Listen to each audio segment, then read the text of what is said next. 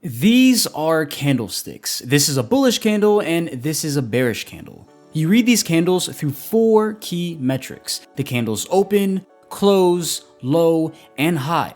The thick part of the candles are known as the candle's body, and the skinny parts are the candle's wicks. But you likely already know this. You've definitely already seen the common candlestick formations that YouTube traders claim will make you major profits. But if this were true, then I wouldn't have lost this trade. The truth is, you need to add context when reading candlesticks and their patterns or formations. For example, I hold more weight on candlestick formations on the 15-minute chart compared to the 2-minute chart. The reason for this is because on the lower time frames, you can easily get faked out.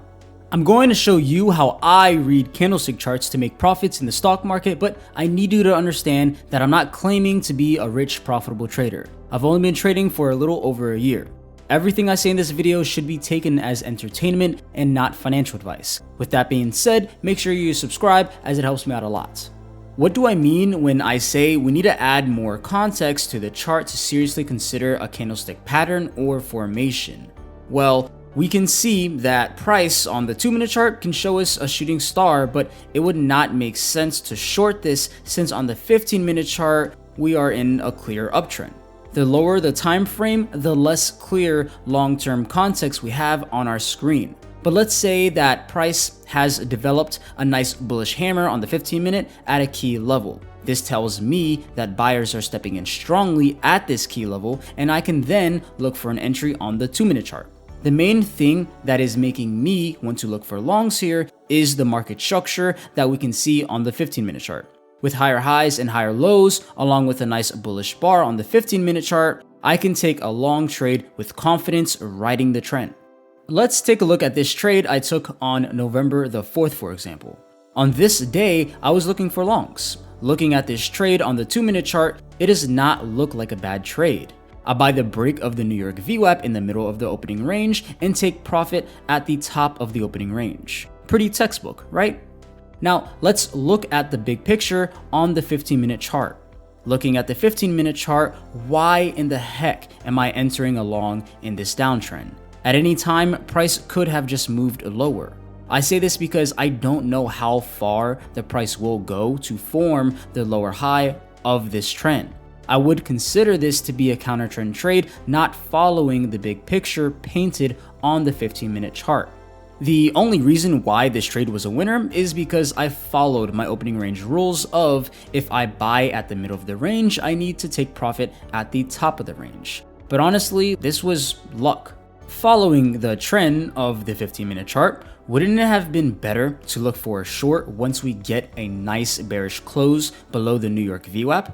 Also, look at how strong this bearish bar is on the 15-minute chart. With a strong body and no bottom wick, these are the types of bars I want to see when I trade the VWAP break plays. Let's zoom in on this trade idea to see how I would have liked to enter this trade on the 2-minute chart after this candle on the 15-minute closes.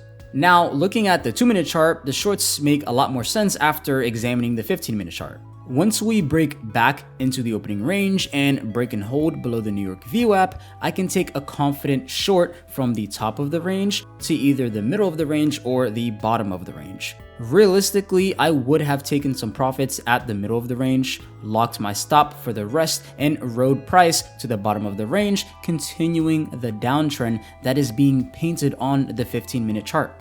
Now, do you see why I say the lower time frame charts can fake us out? As you can see, we get a nice bearish candle formation on the 15-minute chart at the New York VWAP.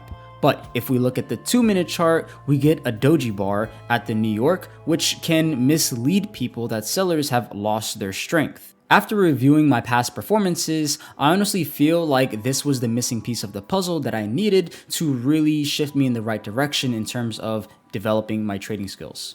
I'm not gonna lie, if I would have learned this earlier on, half the losses taken in the past couple of months could have been seriously avoided.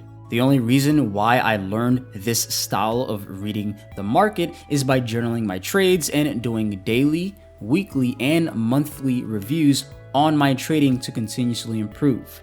Rather than relying on other people to show me all the secrets to trading, doing these reviews have helped me develop my own trading style, along with the help of my mentors from the BSC guiding me on how to develop my skills as a trader properly. I mean, if you teach a man how to fish, he will eat for a lifetime. But thank you guys for watching. Please hit that subscribe button and deuce everyone.